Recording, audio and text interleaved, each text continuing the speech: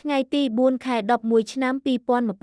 2025 ការវិភាគតារាងប្រចាំថ្ងៃរបស់យ៉ាវចលនាចុះមានកម្រិតក្នុងពេលសញ្ញាទិញនៅតែមានអំណាចតម្លៃបើកទីផ្សារយ៉ាវគឺ47,315 ខណៈដែលម៉ូបស្ថិតនៅ47,471 ប្រសិនបើសន្ទុះធ្លាក់ក្រោមអបគោលដៅចុះដំបូងគឺខ1នៅ47,139និងគាំទ្របន្ទាប់នៅ Pivot ពីប្រហែល47,024ដែលអាចមានការទិញចូល